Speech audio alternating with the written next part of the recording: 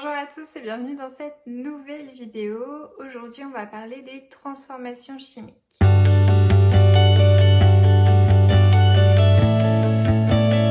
Alors, comme d'habitude, je vous fais le petit sommaire de ce que va contenir cette vidéo. Donc, on va commencer cette vidéo par qu'est-ce qu'une transformation chimique. Ensuite, on verra ce que c'est qu'une réaction chimique et toutes les règles de conservation. On verra comment on écrit une équation.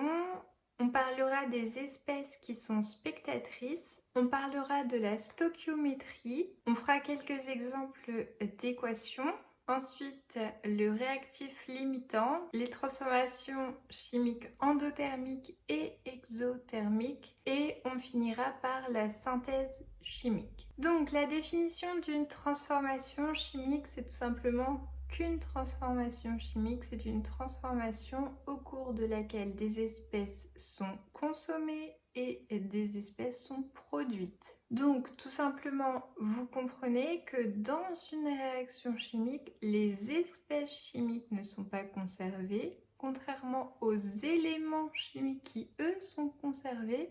Ça veut dire quoi? Ça veut dire que la nature et la quantité des espèces chimiques peut changer. Donc pour montrer qu'une transformation chimique est bien une transformation chimique, on fait comment? Il faut remplir au moins une de ces conditions. Donc la première condition, c'est que au moins une des espèces chimiques disparaît du système. Ensuite, au moins une espèce chimique se forme.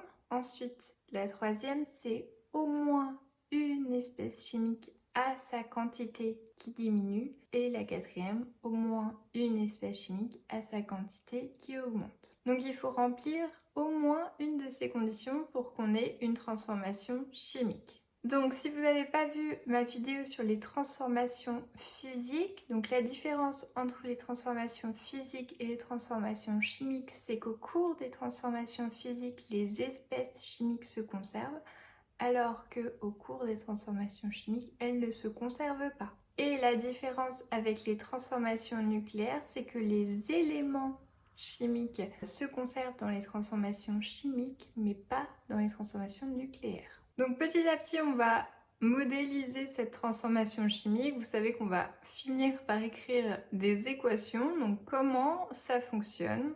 C'est la réaction chimique. Donc les espèces chimiques qui vont être consommées vont être appelées les réactifs. Et les espèces chimiques formées sont les produits. Donc un exemple de transformation chimique, ce serait réactif 1 plus réactif 2 qui donne produit 1 plus produit 2. Maintenant, on va passer aux règles de conservation dans les transformations chimiques. Donc les règles de conservation sont les suivantes. Il y en a deux à bien retenir. La première, il y a conservation des éléments chimiques.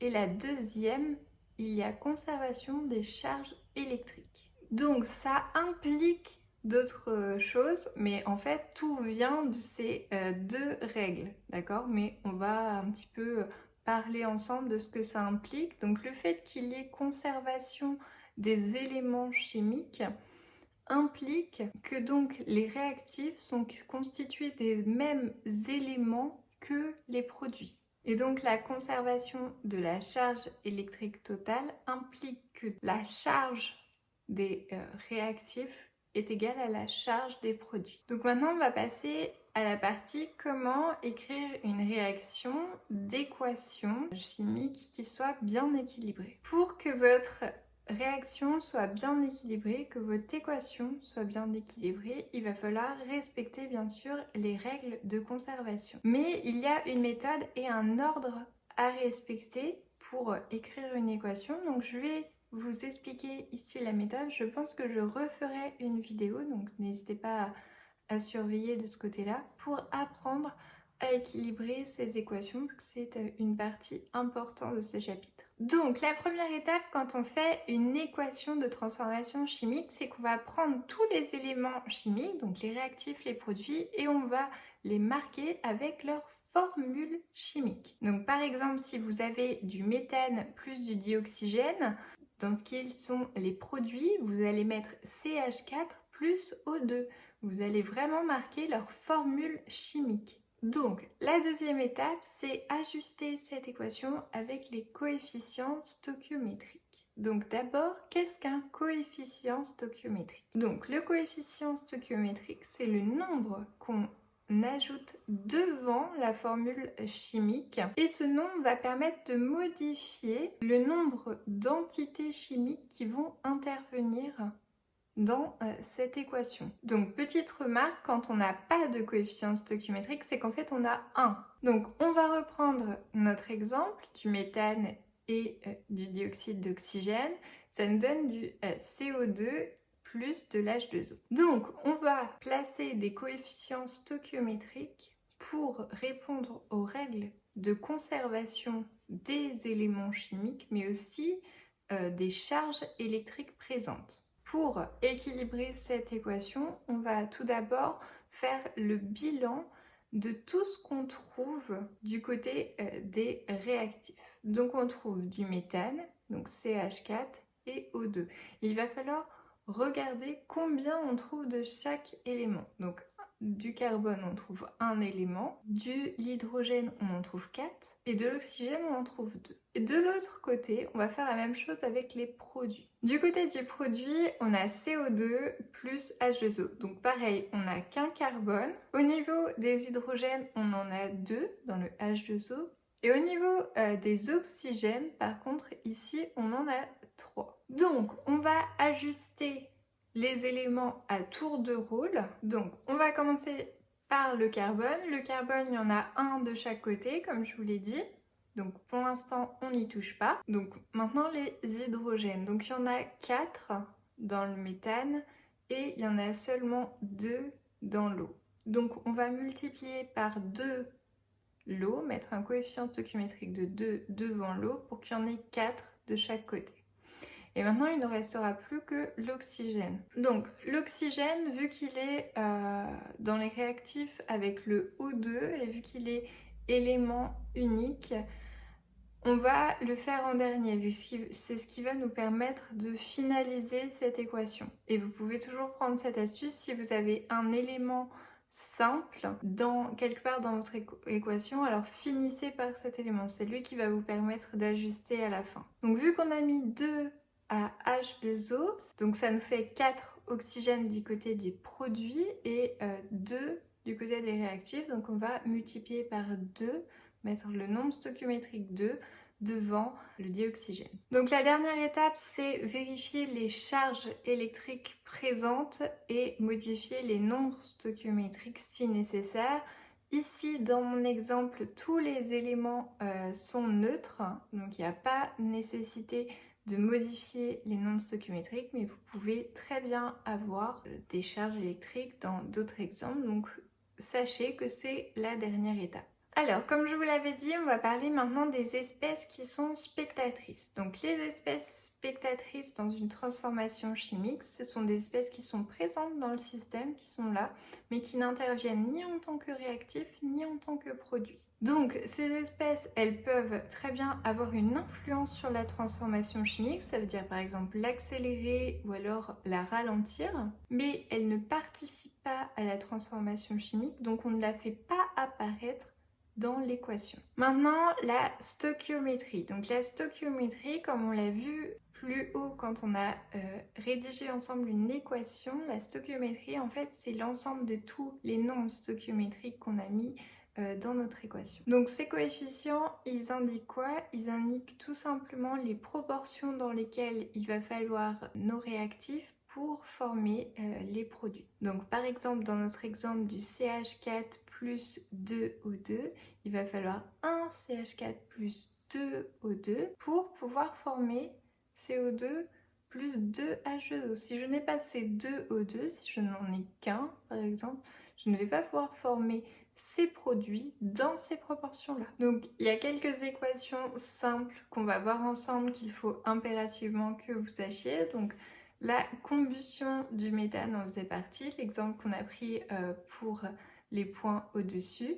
Maintenant, on va voir la combustion du carbone. Donc, c'est tout simplement C plus O2 qui donne CO2. Maintenant, la réaction entre l'acide chlorhydrique et le fer. Donc, quand l'équation n'est pas ajustée, ça nous donne H++ Fe qui forme H2 plus Fe2+. Donc ici, vu qu'on a un fer de chaque côté, on va s'atteler aux hydrogènes. Donc on en a 2 du côté des produits, 1 du côté des réactifs. Donc on va ajuster en mettant le nombre stoichiométrique 2 devant l'hydrogène, le H+ réactif. Et donc la conservation des charges est aussi respectée parce qu'en mettant le 2 devant H+, ça nous fait du coup 2+ du côté des réactifs et 2+ du côté des produits. Maintenant, on va parler du réactif limitant. Alors, le réactif limitant, c'est quoi? C'est tout simplement le réactif qui est totalement consommé à la fin d'une transformation chimique. Alors, vous allez me dire, mais si on est dans le cas où on respecte les proportions stoichiométriques. Donc si vous êtes dans le cas où vous respectez les proportions stoichiométriques dans votre expérience par exemple, alors dans ce cas-là, la totalité des réactifs sera consommée. Donc comment savoir quel réactif est limitant? On va prendre une équation standard où on a un réactif A et un réactif B. Il faudra pour cela l'équilibrer, avoir leur nombre stoichiométrique dans votre équation. Il faudra aussi avoir la quantité molaire de base dans votre expérience de ces deux réactifs. Alors pourquoi? Parce qu'on va diviser la quantité de matière du réactif A par son nombre stoichiométrique et on va diviser la quantité de matière du réactif B par son nombre stoichiométrique. Ces deux quotients vont vous donner des nombres et il va falloir les comparer entre eux. Si la quantité de matière de A divisée par le nombre stoichiométrique de A est inférieure à la quantité de matière de B sur le nombre stoichiométrique de B, alors A est le réactif limitant. Si c'est l'inverse, alors c'est B qui est le réactif limitant.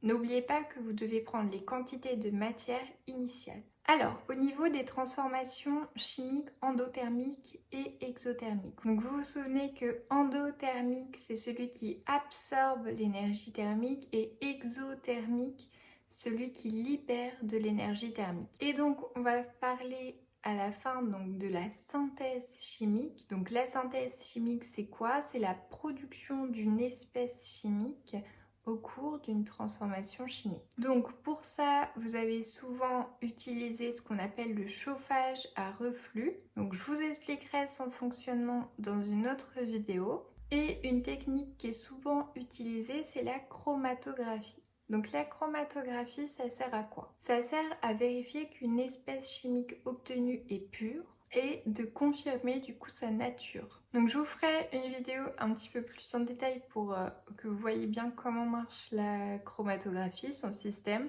Et donc du coup c'est tout pour aujourd'hui, c'est tout pour cette vidéo. Je vous retrouve très bientôt pour une prochaine vidéo. Ciao ciao!